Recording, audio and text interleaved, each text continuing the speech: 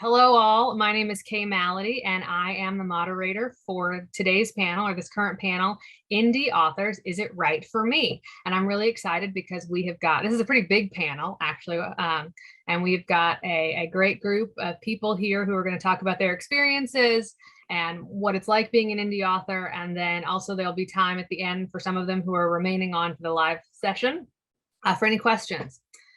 So let me introduce you to our awesome panelists. First, we have Chelsea Lockhart, also goes by CM Lockhart or Chelsea today. She's a Black writer of fantasy because she loves creating worlds, exploring relationships, and writing stories about Black girls who aren't all that nice. She's the founder of Written in Melanin LLC, which encompasses a weekly podcast and YouTube channel of the same name, and the Melanin Library, an online database of books written by Black authors. She's also a lover of video games and anime, so whenever she isn't reading or writing, or talking about reading or writing, she's watching anime, playing her Switch, and dreaming about the day her books get animated. We're very excited to have Chelsea with us. Next up is Evan Mylonas. Evan is the author of the speculative fiction novel The Hush, out in July 2022. His short stories have also been published in Clark's World and On Spec magazine. Originally from Athens, Greece, he has spent the last couple decades traveling and working through the world. In that time, he's tended to wounded loggerhead turtles, baked bread for a Michelin star restaurant, and written dialogues for video games. If only this were a panel of just tell me more about your life, because that's fascinating. Just a small caveat that the bread was absolutely horrendous. Doesn't know what kind of restaurant it was. The bread was absolutely horrendous. So. Well, maybe it's because as he's an environmental scientist by trade, not a baker. So maybe that's why. He's also, because of that, he's an advocate for climate change, sustainable living, and anti-corporatism, which inspire his unique brand of literary sci-fi set 20 minutes into the future. He currently resides in Copenhagen, Denmark, on the spot where the city ends and the forest begins. You can tell he's a writer because that was a line that I did not come up with. Isn't that beautiful?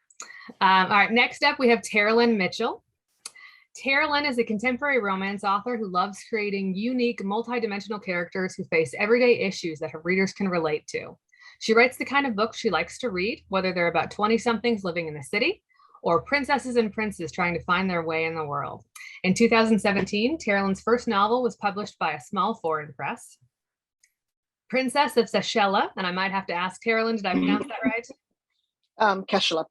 Keshala. All right, sorry about that. Princess of Keshala is a YA historical fantasy novel with BIPOC characters. In 2020, she self-published a total of 4 novels with plans to publish 2 more this coming fall. Teralyn's expertise lies in self-publishing and everything that goes along with that. So we're really excited to have her for her experience. She's been doing this for over 3 years now and has learned some tips and tricks along the way to make things easier, as well as how to keep expenses down when publishing. She moved back to her hometown in the South a few years ago and is currently living in a full house with love, laughter, and chaos. When she's not writing, you can find her reading, watching sports, or reruns of her favorite sitcoms. So we're very excited to have her experience here. Trudy Skies is up next. Trudy is a British author, previously published with small press Uproar Books for a YA fantasy ongoing series. She's since branched out into self-publishing with her first adult fantasy, which readers are calling unique and with a great world building.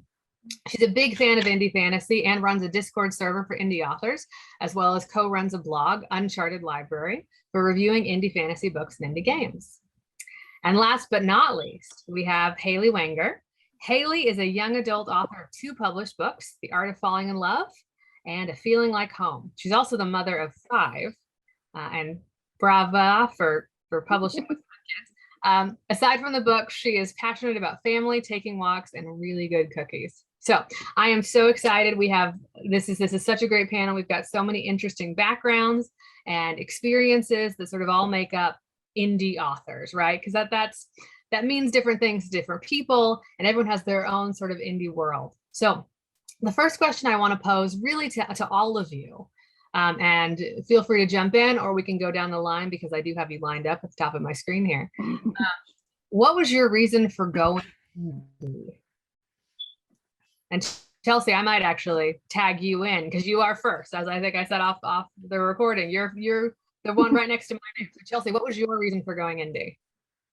Hey, my reason for going indie was actually just really selfish. I am a control freak. So I just wanted to be in charge of everything. And when I was doing the research for like, do I want to try to go traditional publishing, or do I want to do just self-publishing, or like, how do I want to go about this? I kind of found that there are like very clear demarkers between those three. And with traditional publishing, I just realized that you have to give up a lot of creative power. And I was like, that's probably not for me. Don't want to do that. And the whole querying process and the fact that most writers refer to it as the trenches, I'm like, that doesn't sound like a place I want to go to. So for me, being an indie author was like, this is the route that I want to go. I still get that level of professionalism that you get with traditional publishing, but you still get to keep the level of creativity that you get with self-publishing. And it's really like you get the best of both worlds. And Chelsea, forgive is indie for you? Is indie small press, or are you self-published? So for me, that's an interesting question because it's both. I started my own small press. So I publish my own books, but I also publish books by other people. Okay, so yeah, that you are showing us the best of what indie is. Okay, thank you. Evan, what got you into indie? What are the reasons you chose indie? First of all, I just have to say that I absolutely admire Chelsea's energy. Like, wow, you're running your own publisher. That's amazing. That's amazing. And I'm saying this knowing, I guess you could call it firsthand, how much energy my small publisher is putting into everything. And it's a two-women operation. And the amount of energy they're putting into it, it's just absolutely astounding. So, I completely understand some of the difficulties that you're facing. As far as I'm concerned, self-publishing deserves its own category because it comes with its own unique challenges. As far as my reasons for going indie publishing, getting published with a small press are concerned, I just wanted to earn my stripes and I wanted to learn about publishing in general. From my research, it seemed that writers in one of the big five, for example, tend to get into a track and that track doesn't deviate. So you don't have a lot of decision-making power. My publisher, Inspired Quill, asks me for input every step of the way. So everything from an edit to cover design to marketing, they're always asking me, do you agree with this? Do you have any other ideas we can bring to the table and have a discussion about them? And this is something that I very much appreciate. I don't think I would be able to get that in a big publisher. Definitely not with the clout of somebody like, well, I'm not going to mention any names, but we all have a few great authors on our minds that can probably walk into an office and say, well, I want this and this and that, and they're going to get it. Another thing which is probably a little bit more personal to me is that my publisher is also a social enterprise. And what that means is that they use the profits in order to strike better deals with writers, and anything that remains that doesn't go into operational costs goes directly to charities. So that really attracted me. I thought, well, right, so we are working in a capitalist system, but the money that we're making from those books, they're actually going to good causes. So that was definitely something that you probably won't see in a bigger publisher. So those were my main reasons. The moment that my publisher approached me and said, would you like to have a discussion about this book? I said, yes, please. Yes, please. This sounds like a great arrangement. Yeah, that's well, and I really like what you said about that there's a flexibility and at least as far as the charity, that is not something I've heard. Now maybe someone can chime in and say that Trad does that too, but I've not heard that. That's very cool. Trudy, how about you? What are your reasons for going indie? I've got a similar experience to Evan, actually, that I was originally with a small press. When I first started looking at book publishing, I kind of went the trad route in that I started querying, and that's its own special kind of hell, to be honest. You can spend years and years just querying to get absolutely nowhere. So Amazon came to my town for some reason. They held some kind of like conference about self-publishing, and that kind of got me interested in the idea of it. But then I decided to go for a small press because it was like the best of both worlds.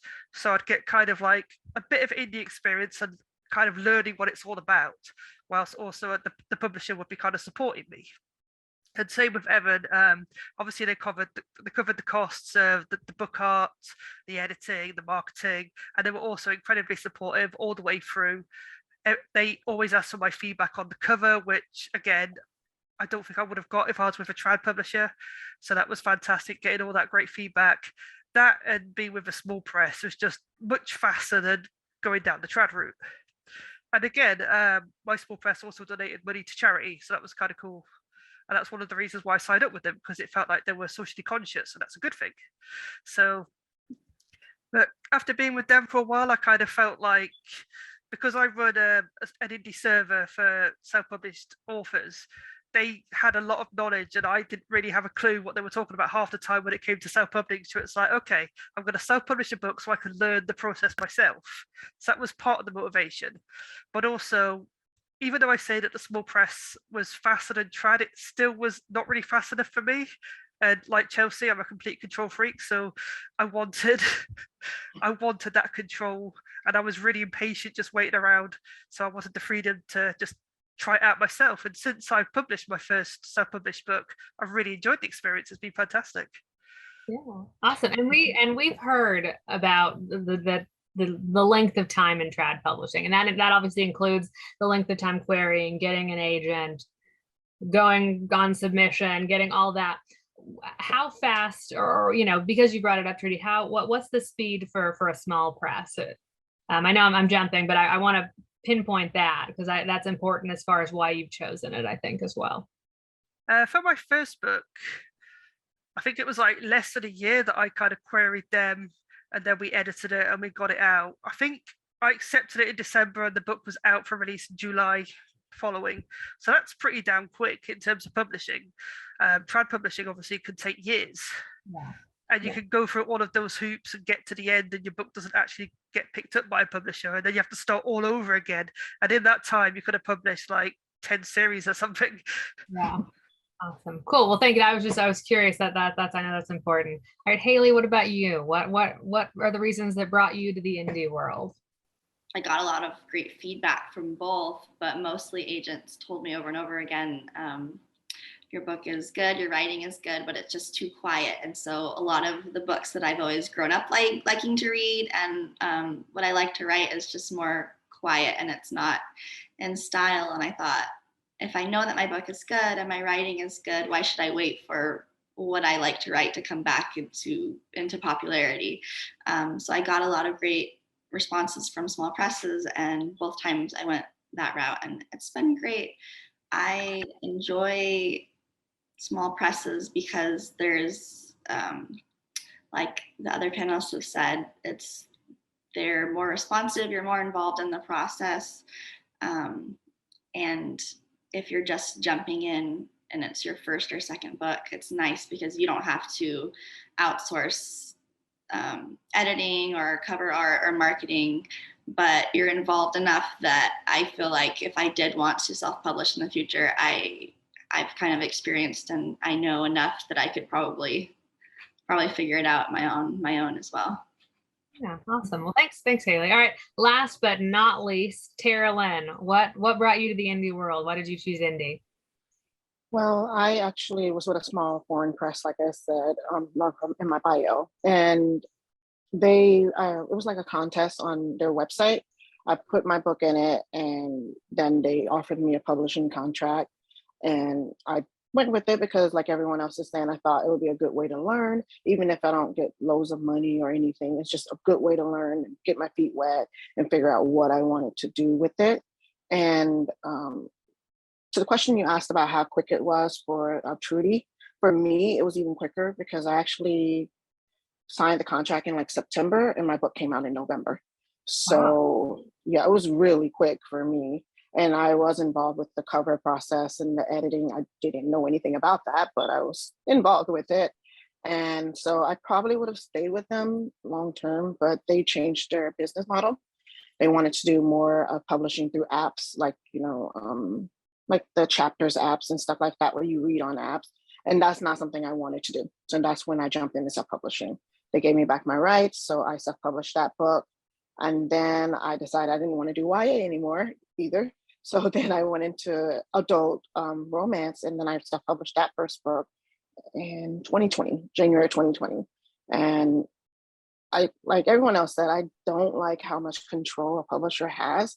and how little of the funds you get after all that you do. So it was kind of like the same thing. I'm a control freak. I like having control over things, and I like doing things my way. So that was why I kind of just went with self-publishing or indie publishing, and I probably won't go back to being with any kind of publisher. There seems to be a theme about, control, whatnot, panel, and I think that makes perfect sense. For those of you who have seen both worlds, and I think, Teralyn, Trudy, and Chelsea, you three come to mind. Can you explain the difference now that of self-publishing and small press for those who are thinking about either? It is different. I know that as someone self-published herself and has no plans to do small press. But how's it different? What are the differences that you can tell us and your experiences in general? I know for me, when you're self-publishing, it can be overwhelming because you do have all the control. There's really no sounding board essentially for, okay, should I do with this or should I go with that? Or I kind of like this, but I'm not sure what to go with. Like, it's all on you. That comes, like, a lot of people know that the cost is all you with self-publishing, but it's like also that decision-making can be a lot of power.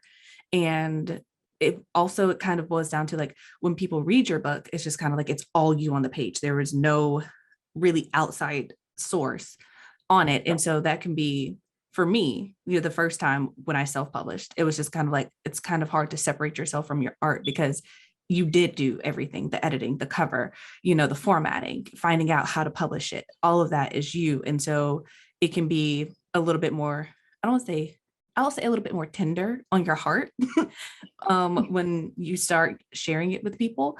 But with small press, it's like you do get that sounding board. You do get to ask questions. It is more of a learning progress. And for me, it's more like a community. Like, you get a little community of people who love your book and support your book and want to see it thrive, who are coming together to make that happen, versus you just kind of being self-publishing. Even when you have friends and people to ask, when you're self-publishing, it's still you. When you're small press, it's like you have a team. You have people being like, okay, this is your idea. This is what you have conveyed. This is what I can do for you. This is how I think we should go about this. And just not having that creative freedom, but not having all the responsibility of the choice on your shoulders makes a huge difference, because in my experience, it kind of opens you up to kind of like when you do a group project. And I don't know how many of us actually like group projects in school, but it's kind of like when you do a group project in school. It's like sometimes someone else has a really good idea and it's just like, oh, that works. And it just takes it to another level, if that makes sense. And like a really good example for me is like with my cover, I had a very specific idea of what I wanted for my book cover. And when I talked to my cover artist about it, she was like, okay, I hear you. I can do that, but hear me out. What if we do something slightly different? And then she came up with something with the heart of my idea, but it was something completely original. And I feel like with an indie press, you get that on all levels. Like, I hear you with your editing, but hear me out. What if we did X, Y, and Z? And it's nice, but I feel like I'm rambling, so I'm going to pull myself back in. No, good. But any comments as well, Trudy, Teralyn? I mean, I agree with what Chelsea was saying, that you kind of have the small press to go back on. When I first started, I had a lot of kind of enthusiasm, a lot of stupid ideas, which thankfully the small press were like, okay, that sounds interesting, but let's not. So you kind of get that feedback with, when you're self-publishing, as Chelsea says, the responsibility is on you. So yes, all the success is yours, but all the mistakes are yours as well. So if you completely mess it up somehow, then that's a learning experience that you're going to learn from. Hopefully. Yeah, fingers crossed, right? Yeah. Teralyn, how about Yeah, so yesterday I said something. I was like, what are the pros and cons of self-publishing? The pro is you get to make all the decisions. The con is you get to make all the decisions. Everything falls on you. So for me, working with the small press was interesting because I could, like you said, bounce ideas off of them. I could tell them, I can say, oh, this works or it doesn't work. For me, though, I think the biggest difference is the amount of royalties you get when you're with a small press or if you're self-published. Like you do a lot of work, but because they're doing the editing, they're doing the cover, you don't get as much of your royalties. And that's kind of what makes me not want to be with any kind of publisher or anything, because that part is, I don't really like that part a lot. Yeah. I also think like small presses are kind of in this weird purgatory where they're not proper self-published authors, but they're not trad authors. There's a lot of support out there for trad authors, a lot of awards and things, and there's a lot of support and awards for self-publishers. But when you're kind of like a small press only, like indie, it's like kind of in the middle. You're not really either way, and it does feel a bit strange sometimes that you're not getting quite as much support as if you were a full self-published author, which is one of the reasons why I went self-published in the first place, because it's like, okay, I want to get all of that lovely love, you know. Yeah, join that club. Basically, that's what it is. Well, a question that kind of comes off that, you know, Hailey mentioned that, you know, now that she's sort of done the small press, you know, she's got an idea maybe in the future doing self. For those who haven't self-published, and that's Evan and Hailey, do you think is that something you're thinking about, or is your indie trajectory going to remain small presses, or maybe even trad someday? You know, are you intending on dipping your toes in the self side of indie or not, and why or why not? I feel like I'm open to any of the three avenues. I think it's just like on a manuscript by manuscript basis. I'll probably continue querying, even though it's not fun, because I have found a lot of support that way. But I think if it were to be a manuscript that I really loved and believed in, and I wasn't able to get a champion for it, I think, yeah, I would be pretty confident about going forward with self-publishing. And also if it found a home somewhere else, that would be fine too. I'm pretty open to all of them. I've had friends who've gone all different routes and they're all happy for different reasons or not. And yeah, I don't know. I feel like I'm in writing for the long haul, so might as well try a little bit of everything. Yeah. Evan, any thoughts as well? Well, it's a bit of an interesting question, because my gut reaction is that I'm probably not brave enough for self-publishing. So I need the sounding board. I need to take everything in the kitchen sink, just toss it at my publisher and say, what do you think about this? And I'm probably going to be the first to admit that I don't feel comfortable with my first or my second or my third or the fourth or the fifth or the sixth or the seventh draft, right?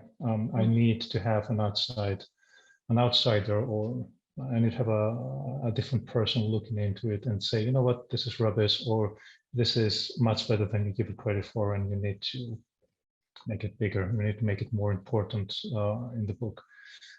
Having said that, self-publishing, I can see a scenario where that would happen.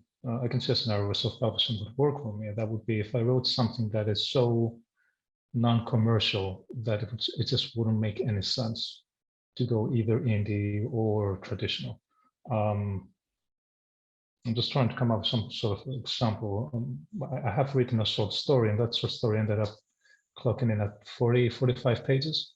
And I thought, well, this is too long to be a short story. This is not exactly novella length. This is no way in hell I'm going to publish this.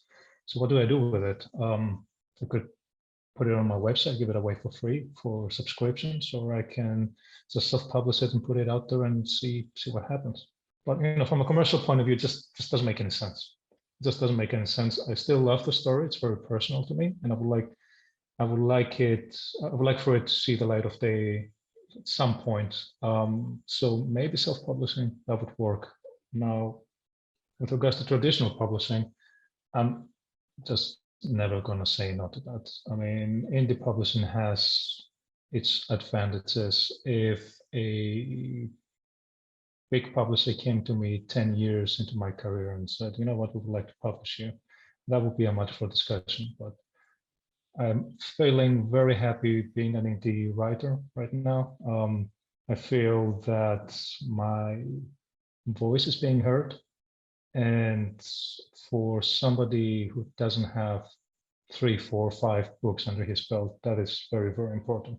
It's very important to have a debut author being heard. I don't think you can put a price on that. Well, let's talk money right now. Let's get into it right now so that then we can, if it gets super awkward, we've still got time to talk about other things. And when I say that in a couple ways: money in and money out. There is a stereotype, I think, that trad publishing is where you can make money. And then, of course, there's a stereotype, as we've said, that self-publishing, you're spending it all yourself, right? So what would you say to those stereotypes? I mean, are they true? Are you more likely to find financial success in trad publishing than small press or self, or is that dependent? Can we even apply that across the board? Chelsea, yeah. Please, as someone who has self-published and has her own press, I mean, I think that's important. Yeah. So I weigh in on this, but just to clarify, but I've never gone traditional publishing. It's not something that I personally want to pursue, but I do have a YouTube channel where I get to interview authors, and I have interviewed several traditionally published authors, and we've gotten very candid about the money aspect of it and the expectations and kind of what happens once you get on the other side of that publishing deal. And I know that some of the rumors are like, you get paid more, and I think it's not necessarily more. I would just say you get paid differently, because when you are a traditionally published author, the idea that a lot of us are familiar with are you get this big advance, and from that advance, you get that ahead of time, and then you also make royalties on the back end, and then all the middle in between things, the cover art, the editing, the formatting, the marketing, everything is taken care of because traditional marketing or traditional publishing, right? And I would say to a certain extent, yes, that would be an accurate part of the rumor, but also it's not, because it depends on who you are. And kind of like how Evan mentioned, we all have those authors who are kind of like a big name who can walk in and be like, I want what I want, and they'll get it. But there are also authors who don't have that budgeting power behind them. And so they get on the other side of that contract, and they realize it's not necessarily what they thought it was. Because I've had conversations with traditionally published authors where they're still having to spend their own money, like indie authors do, like self-published authors do, to market their book, to have it done the way that they want to do. And it's not all fun and roses. And sometimes that advance number is not the number that you would expect for your book. And sometimes the royalties on the back end, that percentage, for an indie author, if you are going with a small press, kind of like how Teralyn mentioned earlier, with a small press, they are going to take a portion of your royalties. But with an indie press, that percentage is usually a lot higher for the author than if you go traditional, which is, from the one person I talked to who shared a number, is 35%, which is not a lot. And so it's just, the money is, in my experience, sounds very similar. Because with indie publishing, it's like, yes, depending on what type of publisher you go with, or if you're self-publishing, you do have to put up your own money up front. But on the flip side of that is, on the back end, you are more likely to make that money back. If you're self-publishing, every book that you sell, all of that, 100% of that comes back to you, minus like if you're selling it on Amazon, they take a cut, or if you have like an Ingram Spark, whatever, they take a cut. But other than that, which is usually like just pennies on a dollar, not even a whole dollar a lot of times, you get all of that money back in your pocket, and that can go towards it. So it just kind of depends on where you want your investment to be, whether on the front end or the back end. That's how I would see it. So some of the rumors are true, but not necessarily in the way that a lot of people perceive it, because I wouldn't say traditional publishing is the almighty goal that some people hold as the standard. But I wouldn't say indie and self-publishing are as monetarily deficient as sometimes they get a reputation for. Any other comments, anyone? Can we all agree that is, no matter how much money you spend, it's cheaper than therapy? That's true. Cheaper than therapy. I think that needs to be factored in. If it's a hobby, and if it's a hobby, right? If you like writing, you know that it's a Mhm. that free-ish hobby until you start publishing, right? Just your hobby. Free-ish. And you don't have to find a book. You can write a book. You don't have to find a therapist. And sometimes they say, no, can't help you. Wow. And then sometimes your therapist gets therapists of their own. Right? How do you know if your therapist has a therapist? That's concerning. You want him to walk the walk, right? I'm into that. So, well, what about, so let's talk cost then. And Teralyn, I know in your bio, and this is Mhm. that seems to be something that you have definitely some experience in. Let's talk self-publishing cost, because now I could be wrong. It's my understanding that small presses should not cost you money, just like trad publishing should not. Correct. Now, marketing maybe and things like that, but you should not be paying a press to publish you. But No. so with that in mind, self-publishing is the avenue where you're expected to put out money. So what's can you talk to us a little bit about that, and what are costs that it would be incurred that you wouldn't have? I think we've mentioned them already, but let's just hit them again. Okay, so when you're self-published, the cost that you have to take care of is editing, your cover designer, marketing, and anything else like ads, or that's part of marketing, but mostly mine are cover designer and editing. And because I am self-published, I do not want to scam on editing. So I put a lot of my money in that, because I know a lot of times self-published have that stigma that their books are just something they wrote and put it on Amazon, and it's not actually professional. So for me, I keep the costs down by knowing how much I want to spend. So I think that's really important, because if you don't know that, then you're just going to go and spend $1,000 for editing when you didn't need to. There's no reason to spend $1,000 to get your book edited, unless you're doing developmental editing and your book is 600 pages long or whatever like that, or hundreds of thousands of words. So for me, then I was a freelance editor, so I know how much it costs. So I know how much I want to put in. For a cover designer, I do not spend more than $200, and you can find some really good cover designers for under that, especially when you're first starting. And that's basically my focus, is that when you're first starting, you do not have money. Like you said, all the cost is on you. You have to pay for everything. So keeping that cost low means you can get it back, like Chelsea said. So you can basically, every book you sell, you're getting 70% from the retailers, and that can go back, and you might be able to break even. So I usually try to keep it under $700, $800. If it gets a little higher than that, that's because I use a PR company for marketing, because I still don't have that. I don't have anyone who's like, I don't have a lot of readers is what it is. I don't have a big newsletter list. So I do a few rounds of edits, which will get me about, that's the bulk of my cost. It'll be $600-700. And then a cover, like I said, I don't pay more than $200. And then PR company. And I don't do any marketing right now, because I've learned, all the self-published authors that I'm friends with say that do not put it in any kind of marketing, money in the marketing if you don't have a backlist. So 5, 6, 7 books is when you want to. The most important thing to sell books is to keep writing, to get your backlist up. Yeah, I think one of the other panels that we'll hear from, we had a lot of taglines. I was lucky enough to moderate it, and one of the things we talked about is how do you spell your next book? How do you spell your last book by your next book? How do you spell your next book by your last? So, okay, well, thanks, Teralyn. That's helpful, and I think it's. I like hearing, of course, the actual numbers. We don't really get into that. It's a stigma, and that's why I kind of made a joke about this discussion. I know that there are other panels that may talk about it, and there are other things online.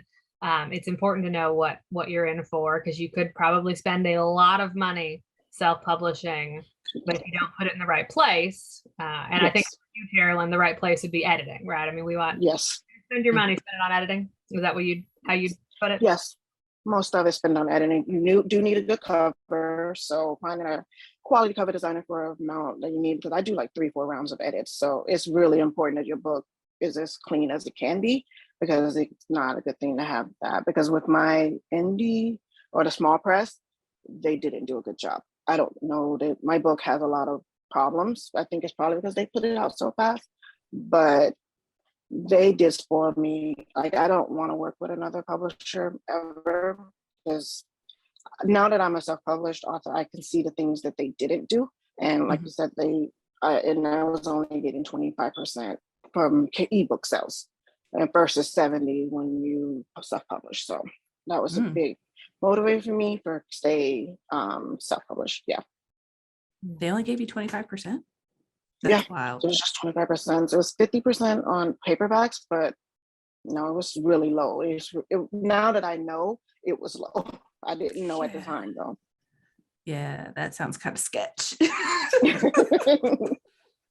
And no one needs to tell what their current percentages are, but I think what we've learned definitely is that if you're spending the money, you're obviously going to get more royalties, right? Because it's yours. Whereas yes. that money that Teralyn is spending, that's the small press is spending that. So that's probably why, maybe not that number, but that's why you'd expect smaller numbers from small press, but maybe not that small. Awesome. Any other comments on sort of that aspect, particularly people who have done both? I would say that costs can add up really quick when you're self-published indie publishing. So check around. Just because you get a quote from one person, especially with editing, I do agree with Teralyn that if you are going to go indie self-published or be like in charge of it yourself, you definitely, the bulk of your money needs to go into editing, because a book cover will have people pick up a book, but if the inside is terrible, they will never buy another book of yours ever again. So, and a lot of people will forgive a book cover that quote unquote looks do it yourself. And I put that in quotes because honestly, the way the internet has evolved, you can really make a nice cover for yourself on Canva. I've seen, like, literally have seen authors do it themselves, and you can't even tell that it is made from Canva. So budget wisely and ask around, because kind of like an anecdotal sort of story for me, like Teralyn said, if you're writing romance or anything less than 100,000 words, it should not cost you more than $1,000 to get edits. Because like her, I also do freelance editing, and the most someone should charge you for developmental edits is like $15 per 1,000 words. If they're charging you more than that, it's a scam. Do not listen to them. But also in that same realm, understand that if you are writing in a longer genre like fantasy or science fiction, or once you start getting into those, six-digit word counts, you are going to pay a little bit more. So be mindful of that when you're looking for an editor, and be mindful that it's worth it. So if you know that you're the type of person, like Evan said, he sometimes has multiple drafts, and like Teralyn said, they have multiple drafts. If you know that you're going to need to go back and forth with someone, be upfront with them, because some editors will work that into your upfront price if you need to go back and forth with them multiple times. So just keep that in mind, and don't be afraid to ask questions. And if you don't like what someone is saying, take your money elsewhere. That's the lovely thing about money. It's green everywhere. I love that. I love that. You can spend if you can spend money on one thing, that would absolutely should be an editor. A good editor is worth their money in gold. Absolutely. Yeah. An editor who edits in your genre. So Yes. Don't get a children's book editor if you're writing a new adult fantasy. That's not what you want to do, or vice versa. If you're trying to write a children's book, get someone who reads children's books and edits children's books. Because some editors will claim they can do it all, and then they can't, and you won't find that out until after you have paid them. So, and also pay for formatting. That's also a big thing, especially if you want to do ebooks and you don't know how to do it yourself. You usually can get that done for like less than $20. So pay for that if you don't know how to do it yourself, because people will also put down your book if your formatting is janky and you have paragraph breaks in the middle of sentences. So yeah, I forgot about formatting only because I use Vellum and I can do it on my own. But yes, pay for formatting. If you don't have that, because Vellum is just a Mac program, pay for formatting. It's not that much, and is, like you said, my book has some weird, but with the small press, has some weird formatting, and I'm sure it's just not good. Yeah. You can also, I don't know if this is like I don't know, like competition or whatever, but you can also check out Reedsy, Reedsy.com. They have an amazing formatter and it's really affordable. And I think for an extra price, like you can even get those, I forgot what they call them, but they, you know, those little swirls and stuff with chapter breaks. And if you like want your chapter format it, like if you want like little flowers or little swirls or whatever at the bottom of your page, they can do that for you. And it's really super affordable. So invest in that, I would say. There's also a new software come out called Atticus, and that's Windows, a Windows version of Vellum, and it's really quite affordable for what it does. I've not actually published a book with it, but I've tried it, and the features are pretty good. But formatting is definitely it's a pain in the ass. I'm allowed to say that, but I spent probably most of my time trying to learn how to format my book, and there was a lot of tears shed. But eventually, I got there. But if you could pay someone to do it for you, then I would definitely recommend that. It's such a pain. And I'm a fan, of course, of that one, definitely.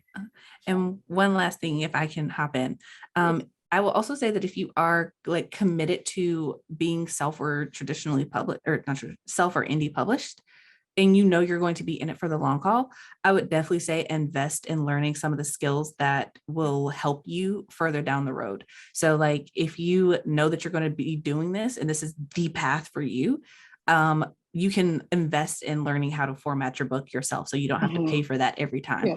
You can also build up a network of other authors who I will say have an eye, because everybody doesn't have it. It's not a bad thing, not accusing anybody, but everybody doesn't have the eye. Get a couple of friends, author friends who have the eye, who can read your work and be like, hey, maybe this. That way, if you do need multiple rounds of an editor, you can kind of cut that down by having friends who are like, hey, I think you should do this. This plot could be better. This character doesn't need to be here, etc. That way you can kind of cut down your costs in the long run. So yeah, that's my 2 cents. Spin it. I'll say with editing as well, some advice that I've heard is that when you're looking for an editor, try and find one that will give you a chapter sample or a sample of their editing style. That's really useful in trying to pick out if your style is going to mesh with the editor or if the editor's right for you. I actually found my editor in the Right Hive community in their Discord server. That's where I met mine, which has been fantastic. Me too, actually. I was going to say mine's a Right Hive as well. So that's it's building those communities. Well, so I want to talk a little bit about creative freedom. Let's skew away from content first, but let's talk creative freedom. Self-publishing, we know it's your money, so you can do, your cover can look how you want. I mean, obviously, as Chelsea said, we've got some, you can get advice and whatnot, but it's your money. What's the creative freedom for covers, for page breaks, for those types of things in the small press world? Do you get input? Anything like that? For mine, I did. They sent over like a few ideas. Like that's how it usually has been in my experience with small presses, is they kind of say, we have 5 different designs here. Which one do you feel best fits your book? And I could see how some people would want more control than that. But for me, with the first small press I published with, they were much smaller. They were brand new. They eventually went under, and I wasn't surprised. They weren't the best.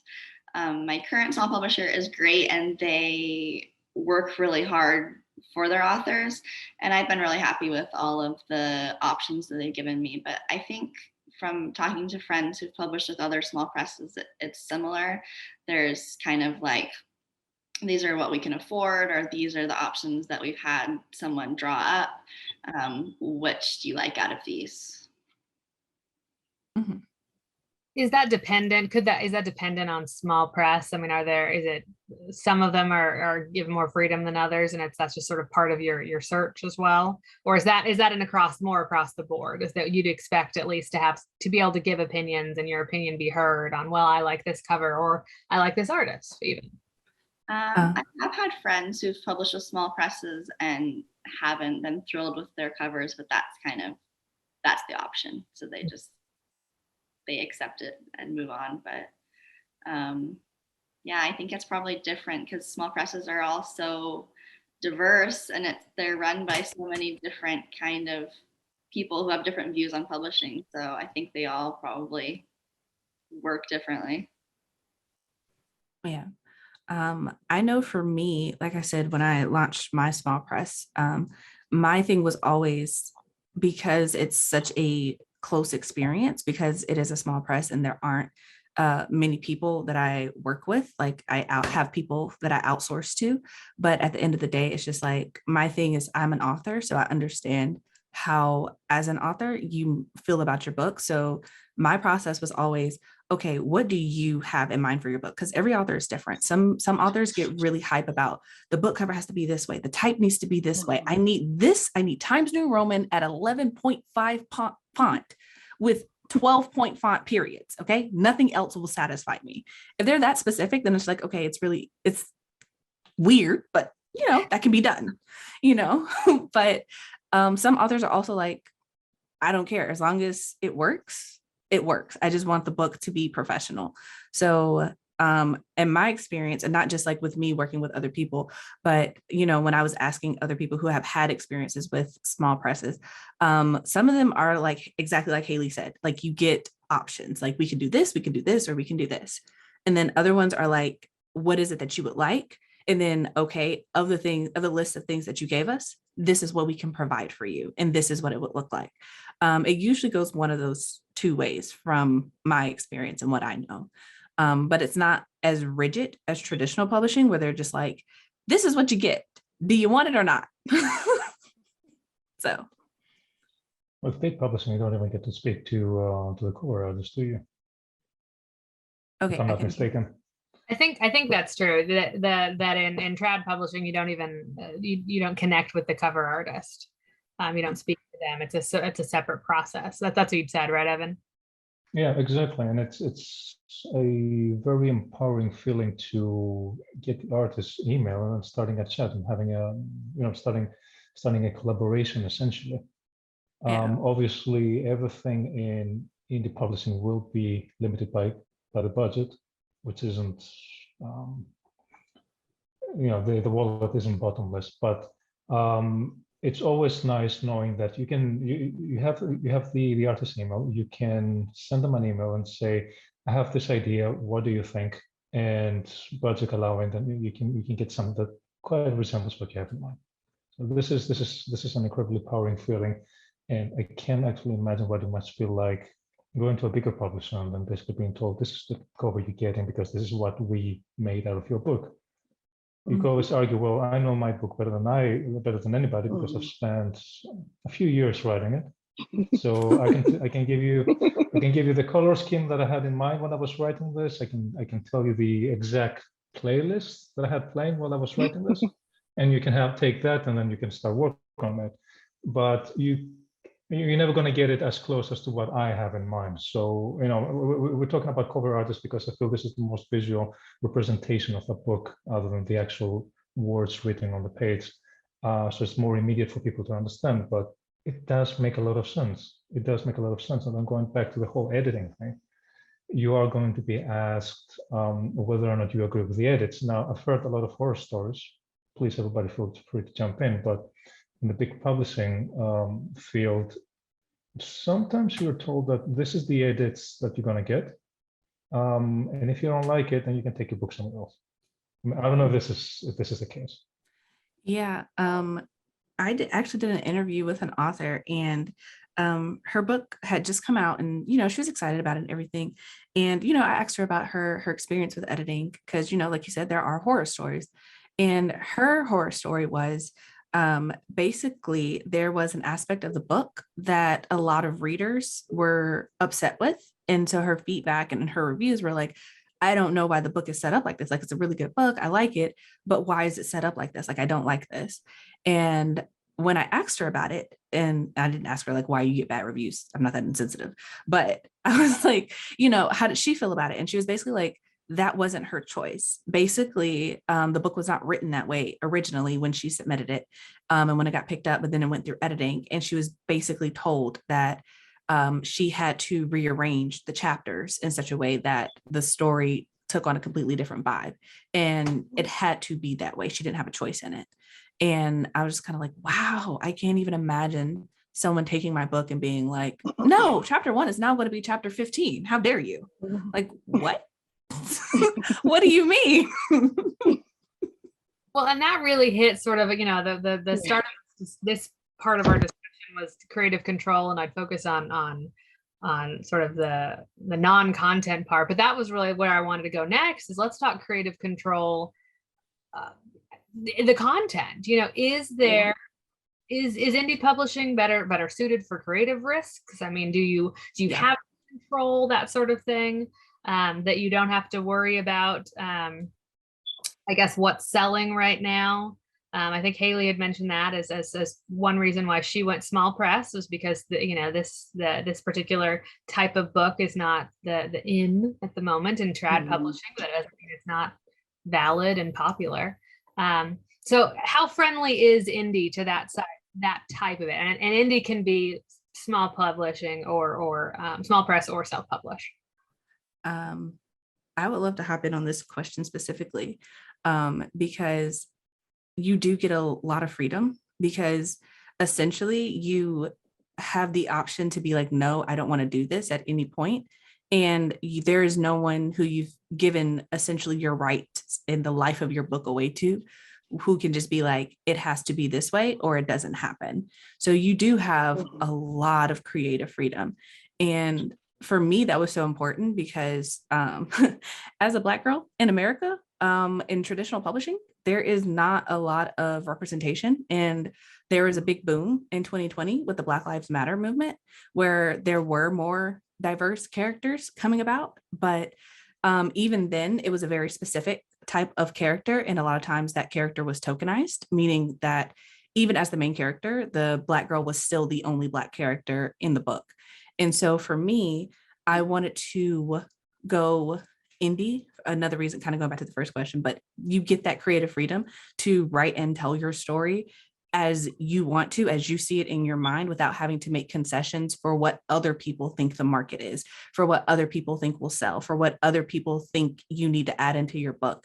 And there's no one saying that, oh, no one wants this, when you're like, I'm a person, I want this. And so therefore I am going to write it. And I don't know if any of you guys spend a lot of time on Twitter, but author Twitter is crazy. You see a lot of stories. But unfortunately, yeah. And I remember like a lot of the authors of color that I follow were just basically like told that their book isn't going to sell unless they add more white characters, or if the love interest has to be different, or the location, or they have to take out some of the verbiage that makes their character who they are. And with indie publishing, you don't run that risk. So an example straight from author Twitter, an author was basically like, she added into her book that the girls were kikiing. That is an actual phrase that a lot of Black people just use, like kikiing and ha-ha, whatever. But she had to take it out because there was a producer, I think she was actually writing a script, but there was a producer, an older white man, who did not understand what it meant. And because he could not relate to it, she was forced to take it out of her script.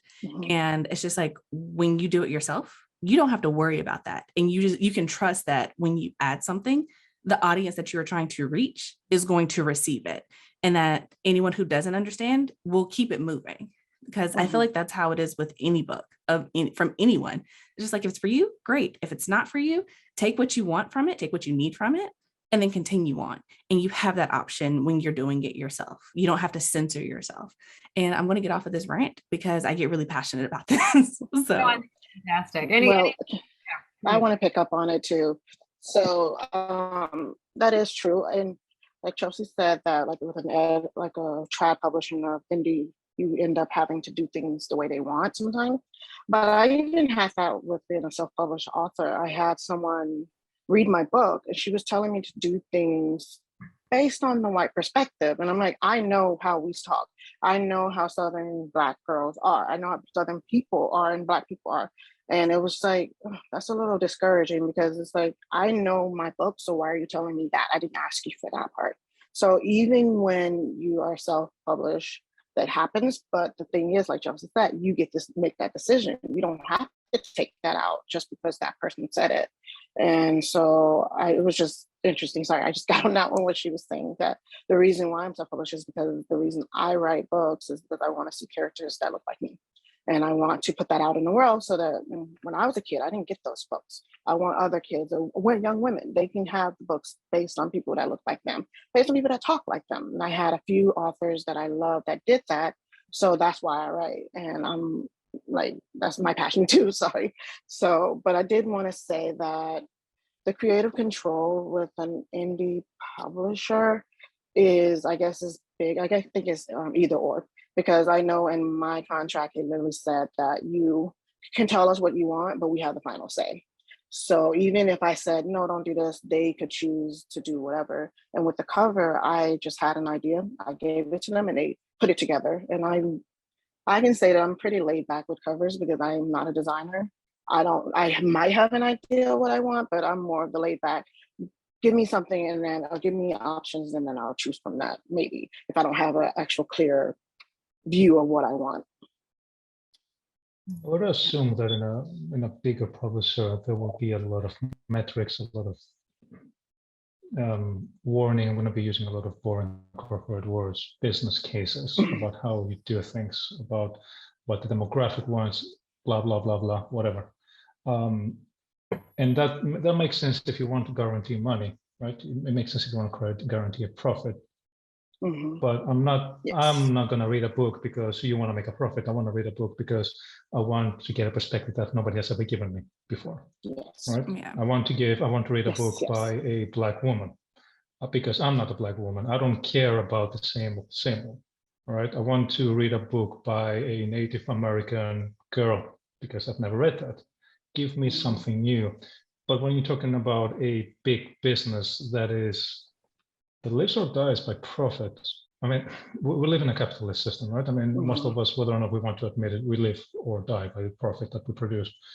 But when we're talking about books, when we're talking about art, me as a reader, forgetting about my identity as an author for a second, I don't care about the same old. So why would an editor or a publisher or a sales rep or whatever give me the same old? I'm just going to stop reading.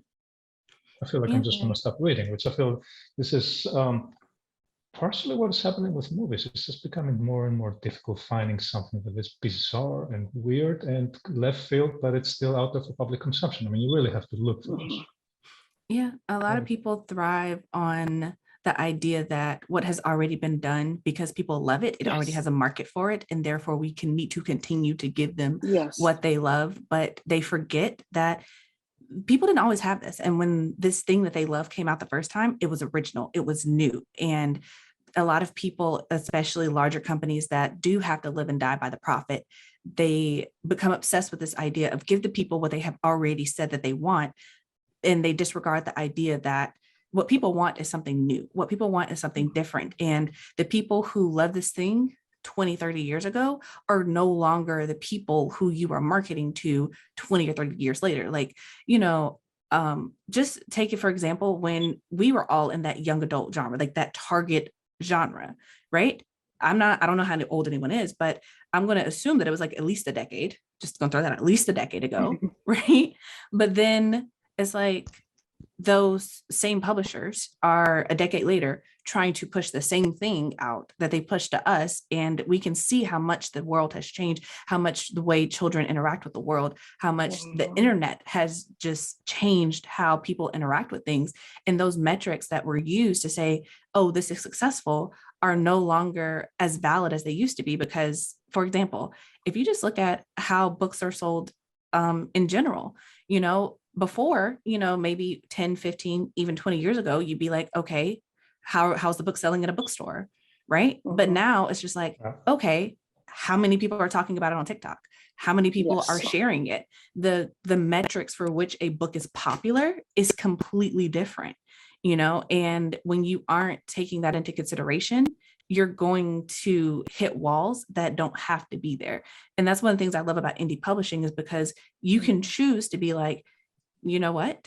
I'm not going to put all of my focus in this thing that traditional publishing puts all of its weight on.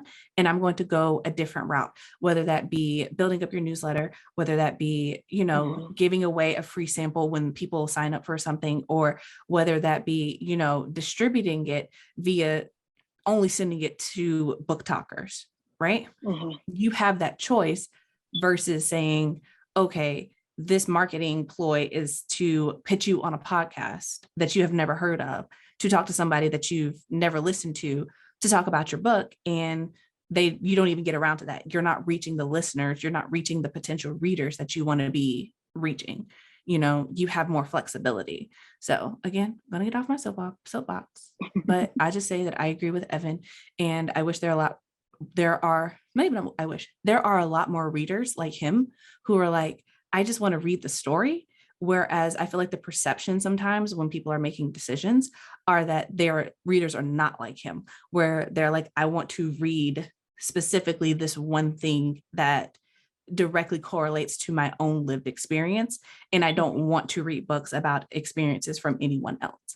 And I feel like that's kind of faulty thinking, because there are a lot of people who are like, I'm not a Native American woman. I would 100% read a book by her.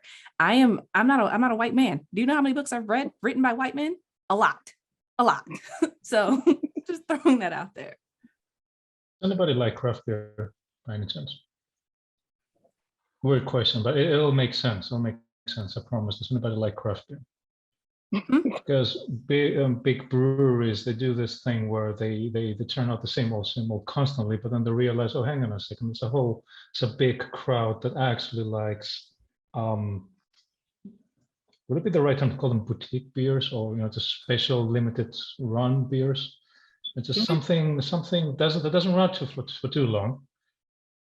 It's been given a lot of freedom to experiment with flavors, with approaches, whatever, and they do the experiment. If it works, fantastic. If it doesn't work, then we can just grab it and just write off the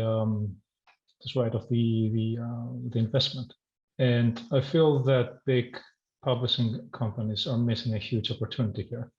They're missing a huge opportunity to basically just ring fence a certain amount of budget and say, you know what, let's give this to a 20-year-old woman and tell her to go crazy with it, and just find somebody who you think is weird and is brilliant and will not give us the same 50, 70 titles that we're producing every single year. Just take it, go for it. And if it fails, it's fine.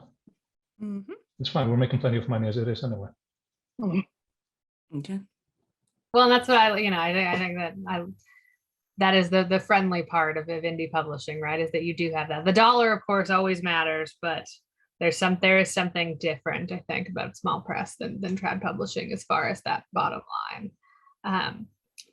Probably last question, maybe. What do you wish you knew before becoming an indie author? Honestly, one thing I didn't know is that with Amazon, you get your first royalties, like, 2 or 3 months after you publish your book? And I published my book before Christmas with the hope, I'll get some money for Christmas. And of course, that didn't happen. I'm like, what? I was so devastated.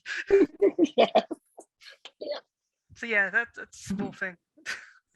I didn't know that. That's good to know. I didn't know. I wish that I had known that you're going to work harder for yourself than you ever will for someone else. And you just need to prepare yourself for that. Because when you're emotionally invested in something and you want to bring it to life, you put way more work into it and you learn a lot. So I would say, I wish I had known that I was going to learn as much as I did, and that I was going to work as hard as I was going to have to. And that it's something that doesn't just stop. It's not like, okay, I finished my book is out in the world, now I'm done. Not really. You still have to market it. You still have to work on the next book. You still have to, keep the train going. It's like the bus hit one stop and one book got off, but you're still on the bus. I like that. I think I wish I would have done more research on marketing and tried to figure out more avenues from the beginning.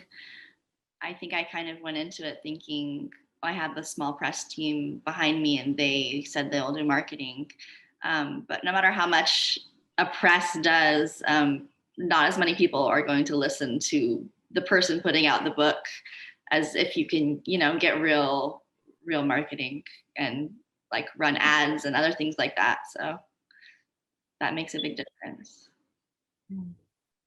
I wish I knew how fragile indie publishers really are.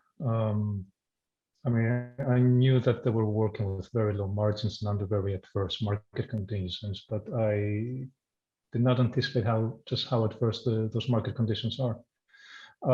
Apparently, nobody goes into bookstores to buy indie books. People go into bookstores to buy the next big title, and this is not, this is not something that I just came up with. Was our actual words that came from a bookstore owner. They don't stock indie publishers exactly for this reason, and that's, I'm not even going to mention self-published authors.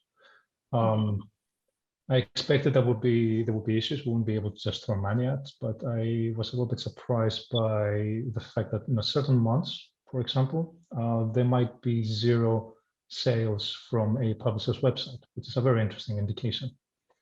It doesn't mean 0 sales period, because obviously there's Amazon, there's all the other venues, but when that happens, you kind of, you want to take a step backwards and think, what's happening here? And the answer is that nothing actually is happening. What's happening is that this is the game that you're playing. And this is the hand that you dealt with. A little bit pessimistic, that phrase, but this is the kind of environment that you're in. And if you're thinking that you'll be going into indie publishing, selling 10,000 copies of one title, might want to reconsider that number, not for any other reason, but because keeping your expectations in check will prevent huge negative surprises down the line. And then from there on, was just basically just grinding and then focusing on the work and all the marketing, and then all the discussions that you do together with your publisher. So, support indie publishers. Please go to their sites, buy your books buy their books from there. Find your nearest indie publisher and give them a big hug, because they deserve it.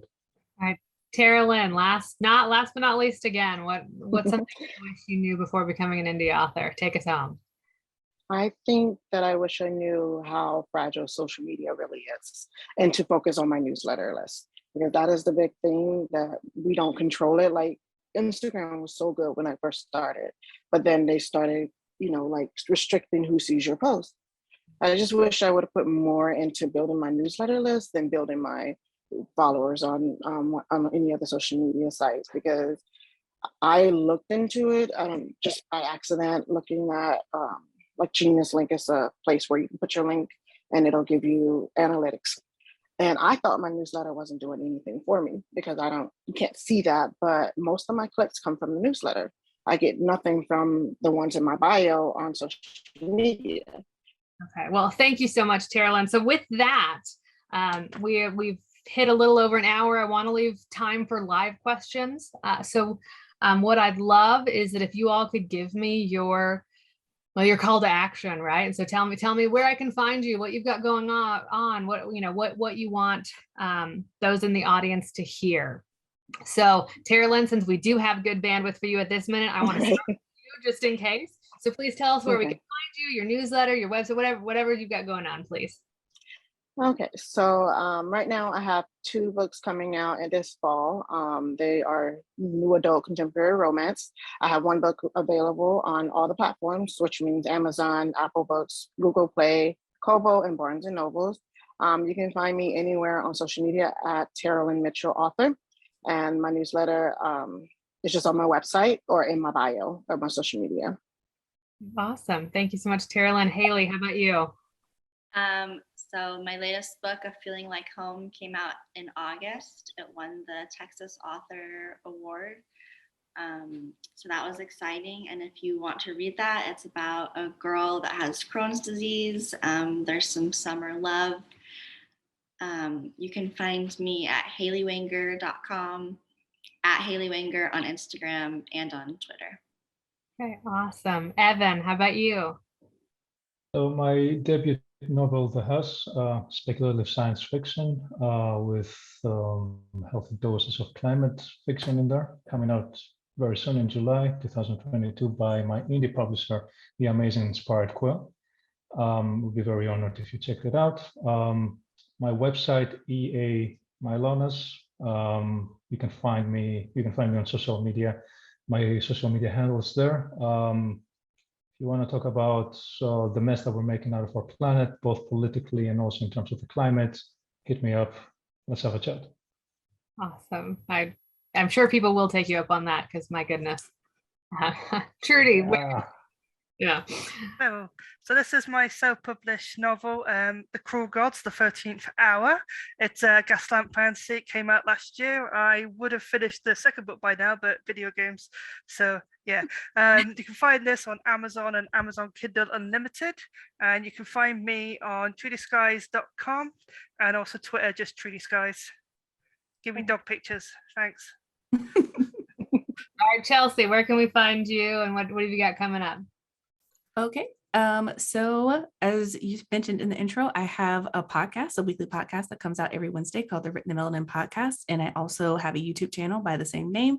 And we have a weekly chat called the Melanin Chat every Tuesday at 4 p.m. Eastern Standard Time, where we talk about all things Black and bookish. Also, I have my book, We Are the Origin, coming out on June 21st. And it is about a group of assassins who have to work together to save the gods in their realm from destruction. And as you can see, Black girl magic all throughout the book. So I'm really excited about it. And you can find me anywhere on the internet at C Lockhart Write, WRITE. I spend most of my time on Twitter and TikTok because Instagram is for the birds. So, but I'm there if you need to find me. And I also run the Melanin Library, which is melaninlibrary.com, which is an online database. So if you're looking for books by Black authors, we have more than 2,000 books on there for you to search, and it's sorted by genre and age range. So check it out. And I'm also on social media at melanin_library if you're looking for book recommendations. There we go. Now I'm done. That's perfect. That's perfect. And we'll try to put it in the chat bar at the bottom too once we get to the live. Well, thank you all so much. Obviously, this is being pre-recorded, so those of you who are staying on, we will see you. This will turn back on, and we'll start our live section. So, thanks all.